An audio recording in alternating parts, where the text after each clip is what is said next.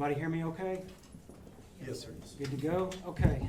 My name's Joe Fitzgerald. I'm a sergeant with the Ellis County Sheriff's Office. I'm a public information officer for the Sheriff's Office.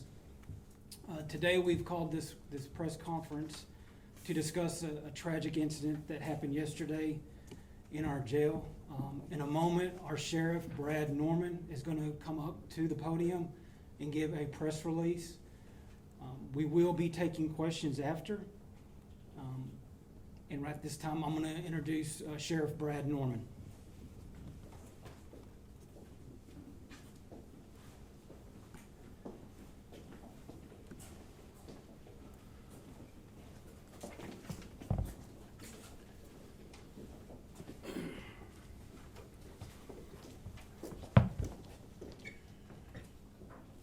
Good morning.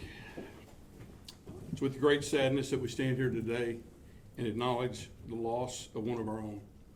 Officer Bas, 28 years of age, was a dedicated detention officer with over 6 years of service to the Ellis County Sheriff's Office, where he served as a detention officer from January 19, 2016 to December 15, 2016, at which time he left to go to attend Navarre College. Isaiah returned to us February 14, 2019, until his tragic death yesterday. Isaiah was an explorer with the Ellis County Sheriff's Office, Explorer Post number 106, for over 2 years before he was able to even serve in an official capacity. The officer's dedication to ensuring the safety and security of our community will never be forgotten. On behalf of the Ellis County Sheriff's Office, I want to express our deepest condolences to Officer Isaiah Bas, his family, friends, and colleagues during this difficult time. The Ellis County Sheriff's Office is providing support to those affected by this devastating loss.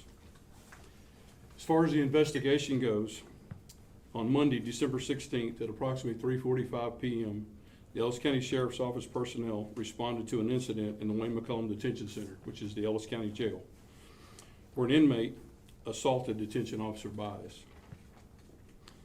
Inmate medical personnel responded and began immediate life-saving procedures until members of the Waxahachie Fire Department and EMS personnel arrived. Isaiah was transported to Baylor Waxahachie, where he was pronounced deceased. The Texas Rangers are conducting an investigation into the circumstances surrounding this tragic event.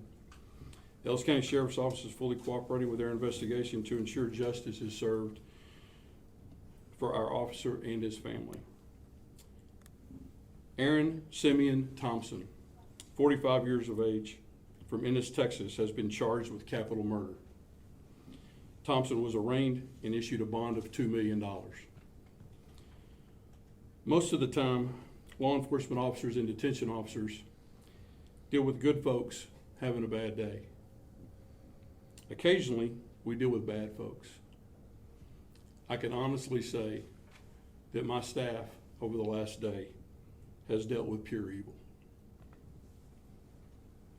May God bless Isaiah's family, friends, and colleagues. If you have any questions, I'll be happy to try to answer them at this time. There may not be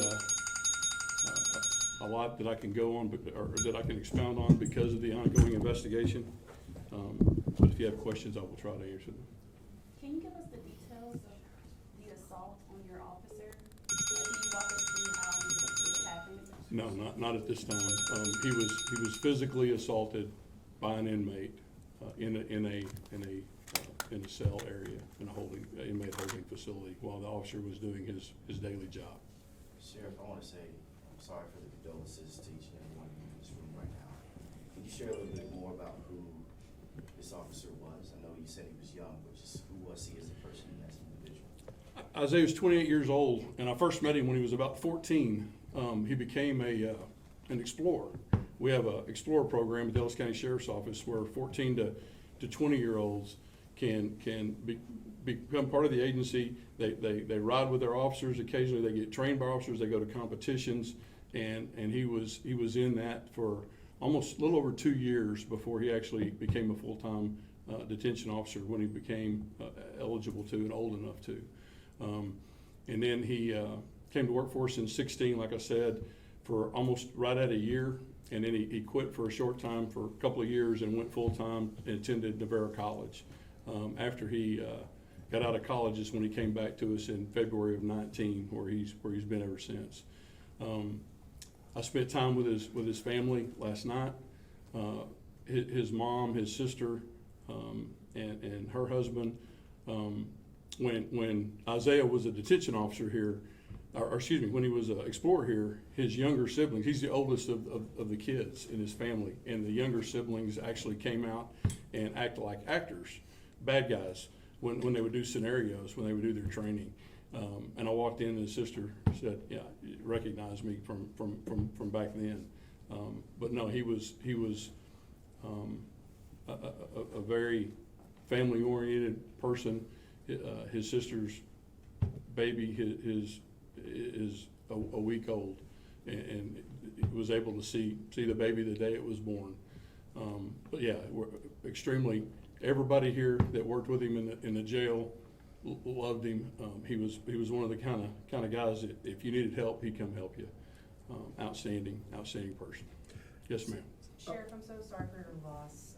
At this point, obviously, while your staff is trying to deal with coping with this, what is being implemented to help fill this gap right now as you try to navigate this, but also still deal with the duties that you have every day?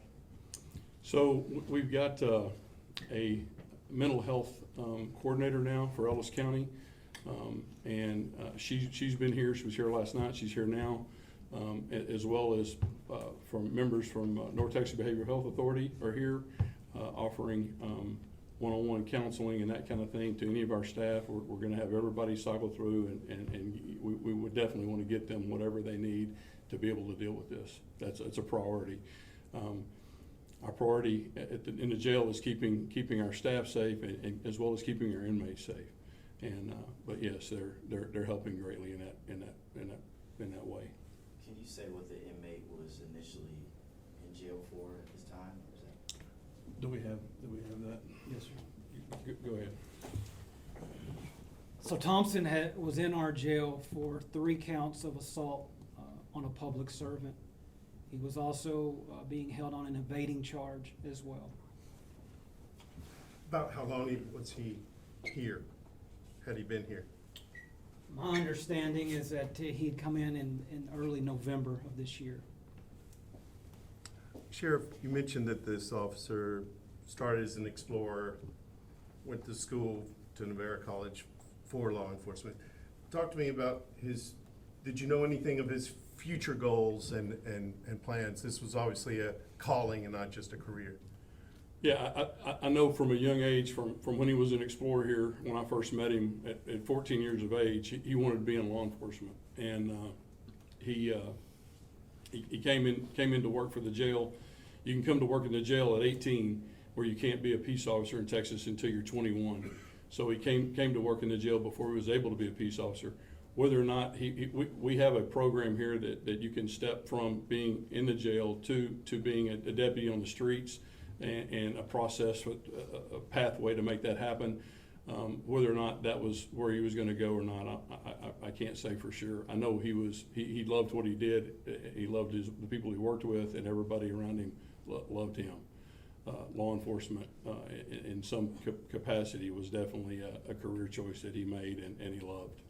Sheriff, you had made a comment earlier regarding the suspect about pure evil. Can you go into more detail just regarding what happened yesterday, and then obviously the other interactions that took place before this? Yeah, when I mention pure evil, I'm talking about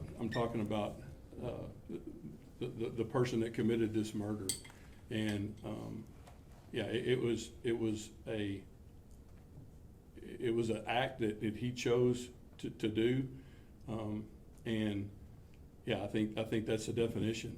As far as going into more detail, no, ma'am, I'm not going to, because of the Texas Rangers and our staff are assisting him with this investigation. I can't go into a whole lot about that, but it was an assault from this inmate to Isaiah Bas, and a horrific account. Sheriff, can you tell us what's the next steps you guys are going to do from here?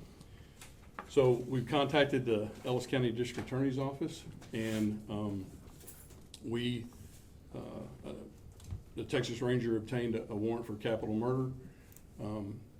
The ultimate decision will be made by the district attorney's office whether or not they seek the death penalty on this case. If I have anything to say about it, that's exactly what will happen. I believe they will ask my opinion as well as the ranger that worked this case. But the ultimate decision lies on the district attorney's office. Yeah. Why is that your opinion? Why is what? That they should receive the death penalty? Because it was a heinous, horrific, purposeful murder that was senseless and not needed. That's exactly why. You mentioned this person had been in for assault on a public servant before, 3 times you said? That's what he's in here for right now, before this new charge was added to him last night. And then when someone with that history comes in, do you approach them differently? Are they treated differently? You talk about in the jail? Yeah, yes. He was actually in a segregated area where he was in a single cell for 23 hours a day. He got to be out of a cell for 1 hour a day. This occurred when Officer Bas was putting him back into his cell after his 1 hour a day. And Officer Bas was by himself when that happened, or was he with other officers? I'm not gonna go into that right now because of the investigation. And is he still here, or has he been transported elsewhere for now? He has been transported elsewhere for now. Can you say where? Sorry, Sheriff, has One an more. incident like this happened in the department before?